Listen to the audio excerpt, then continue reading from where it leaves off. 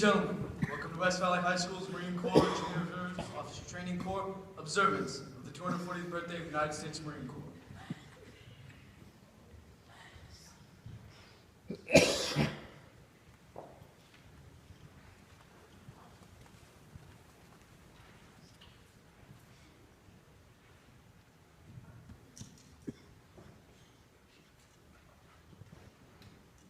Sound attention!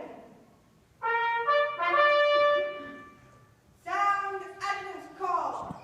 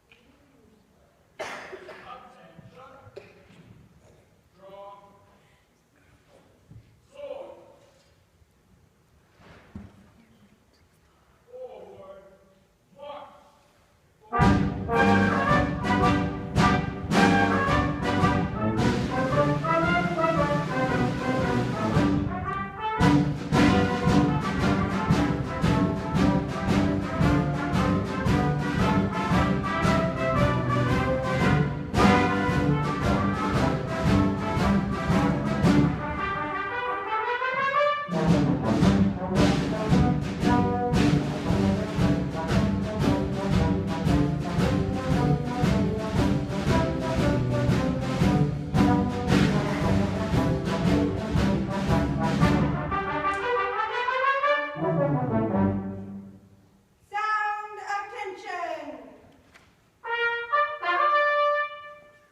Ladies and gentlemen, please rise and remain standing for the march on of the colors and the playing of the national anthem.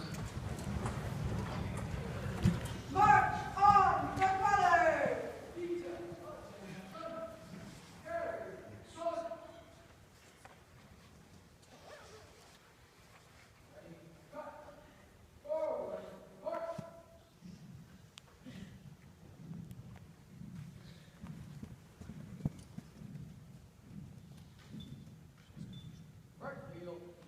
Present! Present.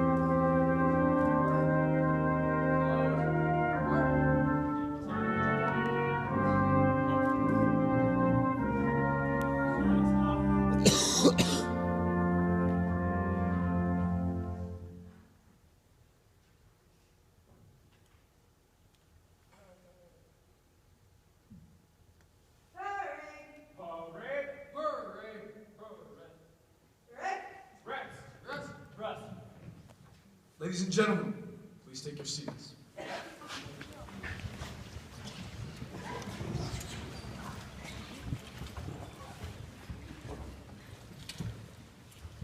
Ladies and gentlemen, the traditional Marine Corps birthday message from the 13th Commandant of the Marine Corps, General John A.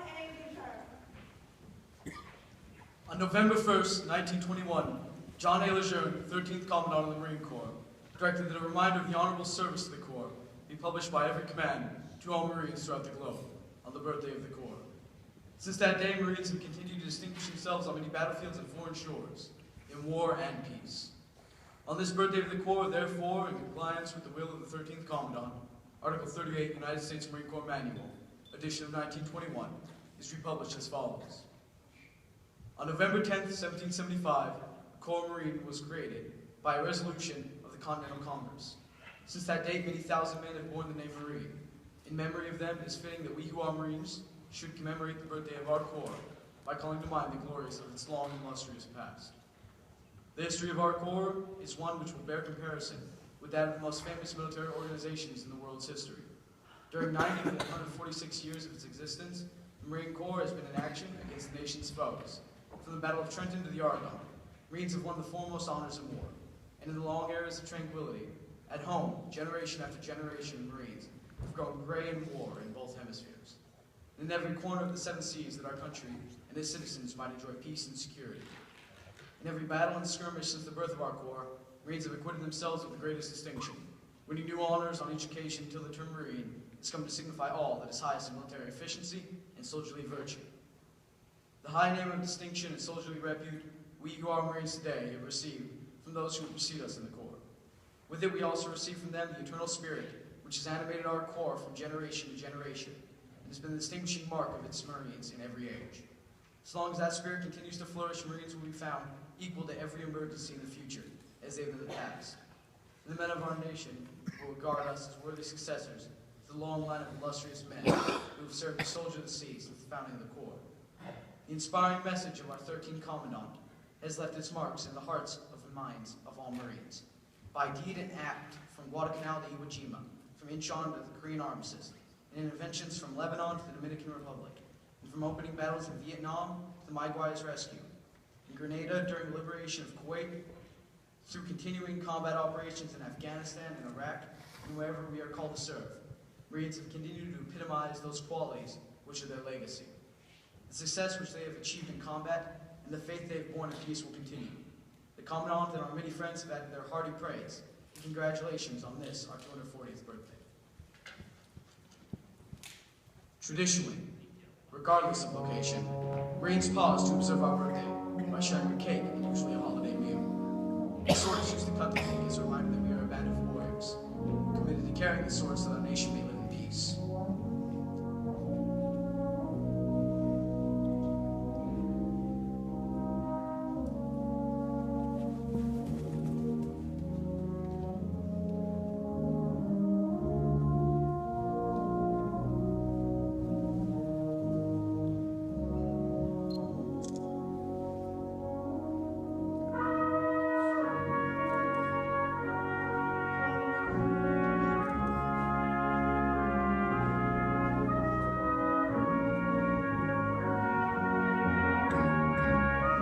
First piece of cake is presented to the guest of honor, Mrs. Sue Holman, wife of PSC Walter Holman, who joined the Marine Corps in 1942 and served with the 2nd Marine Division in combat in the South Pacific Campaign of World War II, and was the recipient of the Purple Heart.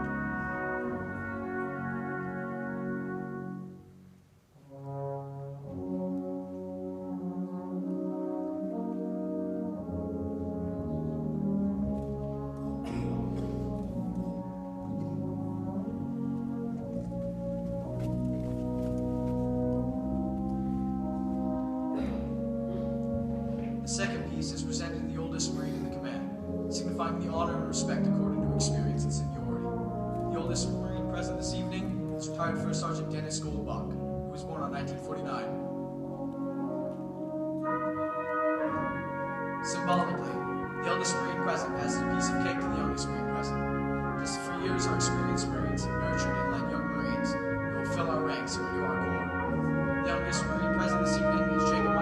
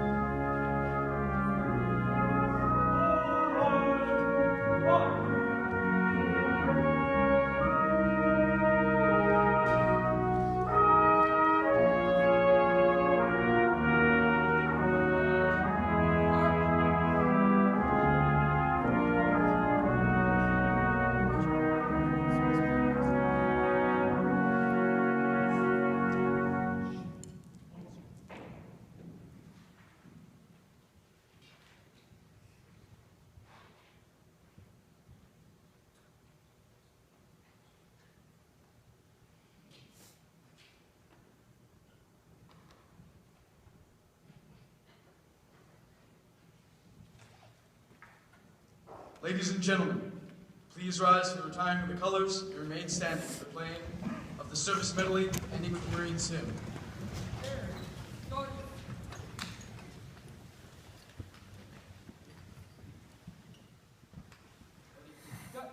March off the colors. Detail, attention. Present. Sword. Forward, march. Present. Charge.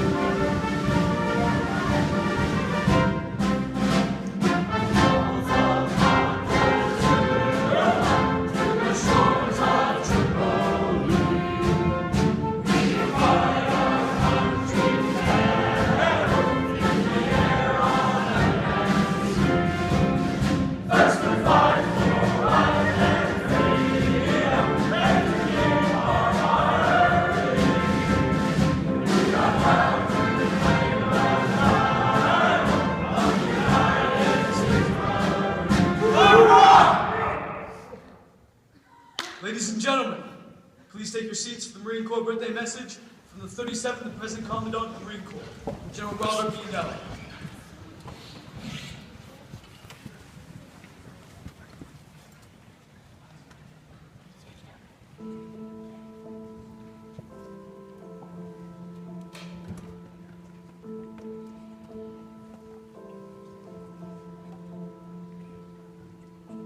You always hear about how Marines are tough and they're fierce to fight. It made me wonder, do I have what it takes to be a Marine? I knew I always wanted to be a Marine, but I didn't know if I could live up to the legacy of all those who came before me. We go out through the nation, we find those young men and women that want the challenge of being Marines, we recruit them, and we make them Marines. Being called the United States Marine is something very Being called the United States Marine is Being called the United States Marine is something. Being called the United States Marine is something earned, not given. What made me want to be a Marine was wanting to be able to lead others, but also fight for my country, whether that be actually going into combat or just serving in a way that could help others. We make Marines, we build teams, we fight and win. These recruits are entrusted to my care. I will train them to the best of my ability. I will develop them into smartly disciplined, physically fit, basically trained Marines, thoroughly indoctrinated with love of Corps and country. I will demand of them and demonstrate by my own example the highest standards of personal conduct, morality, and professional skill.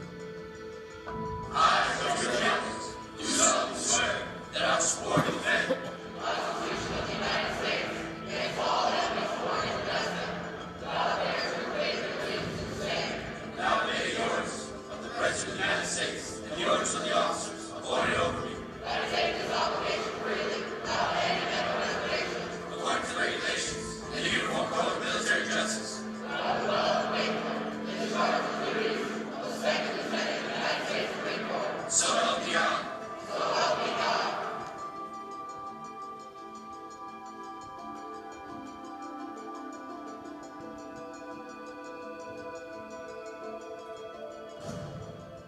the oldest post of our Corps here in Washington, D.C., and on the eve of our 240th birthday, the Sergeant Major and I want to wish Marines around the world a happy birthday. But more importantly, we hope each of you will have a chance to reflect on our history, remember those who have sacrificed, and reaffirm your commitment to the strengthening of our Corps. This year also marks 100 years of making Marines at Recruit Depot Parris Island. Our Corps has seen many changes in the previous 100 years and throughout our history. But one thing that hasn't changed is each Marine's commitment to contributing to our great legacy. Each year during our birthday celebration, we listen to the words of our 13th Commandant, General John A. Lejeune. In his message, he says, our legacy is the eternal spirit which has animated our Corps from generation to generation. Marines, I want to reinforce this point. You are the embodiment of that legacy. It's the very foundation of who we are and what we will continue to be. When we look back at the history of our Corps, we see countless examples of Marines contributing to our past. From our first amphibious raid in New Providence in the Bahamas back in 1776 to the historic Battle of Iwo Jima in 1945. This year marks the 70th anniversary of the Battle of Iwo Jima, hallowed ground for all Marines. It was there, following 36 days of violent combat, where the world saw the warrior spirit and the will to win of the United States Marine. In February 1945, as U.S. forces fought across the Pacific, their next objective was Iwo Jima. The young men that I faced on this island were just like me. They were fighting for the Emperor. I was fighting to go home. I never felt anything but comfort as a rifle commander around my troops, because I knew how good they were, how brave they were. I thank the veterans who sit here among us, and those who today are with us only in spirit. We tell them that we love them. We honor them for what they did. We tell them we admire their courage. We tell them we still miss them, because we do. The stories of Corporal Woody Williams and Gunnery Sergeant John Basilone highlight the fighting spirit of Marines at Iwo Jima.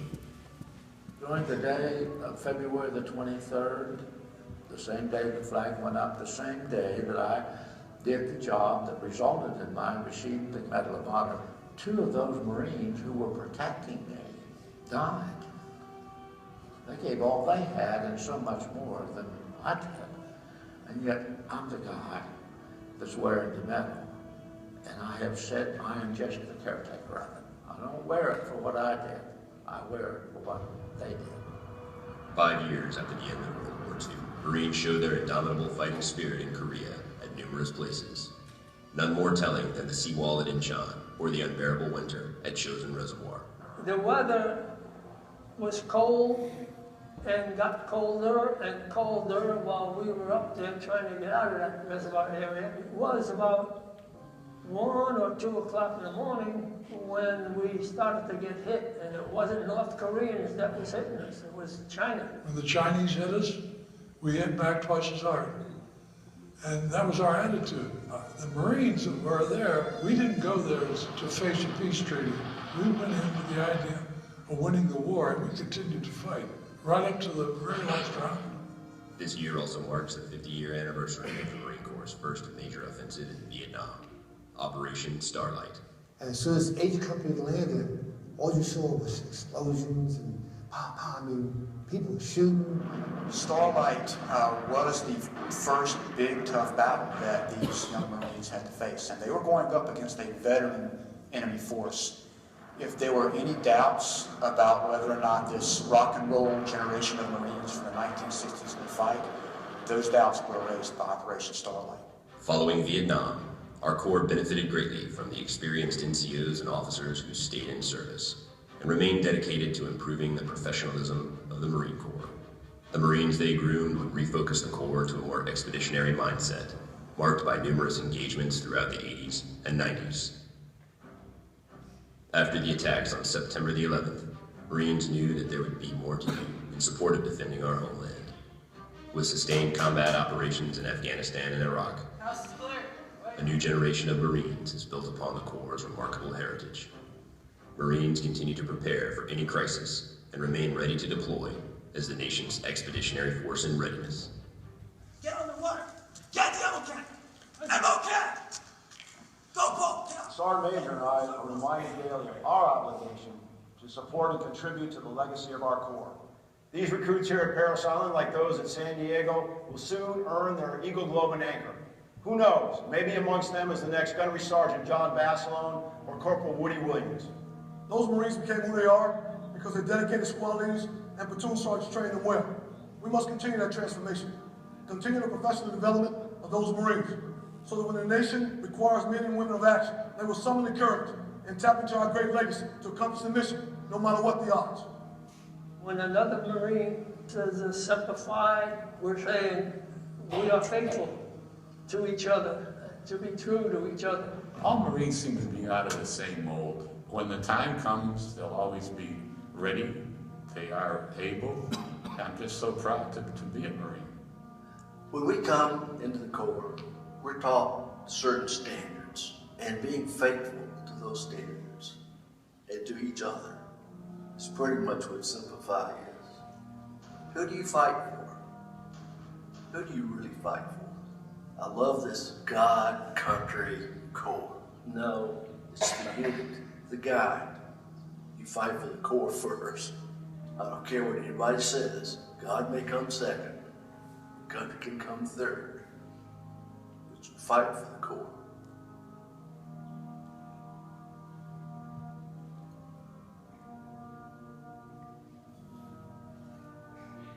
Happy birthday, Marines. Wherever you are, deployed in a foreign land facing our nation's foes, at sea with our Navy shipmates underway, training, or with family and friends celebrating our birthday. We must remain ready for that next fight, wherever and whenever it is. And we must continue to uphold the legacy of those that have gone before. And we remain Semper Fidelis.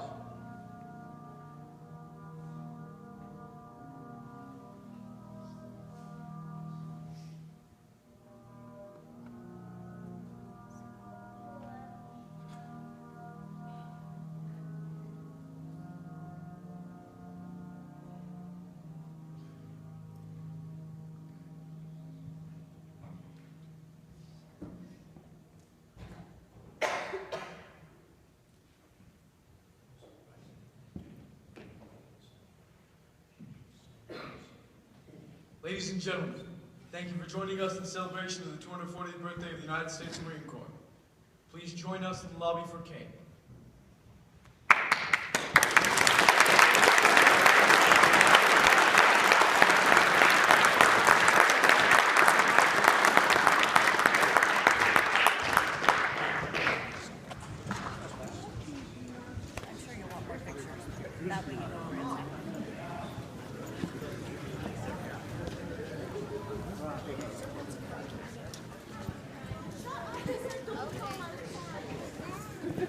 Well, it goes from the slant to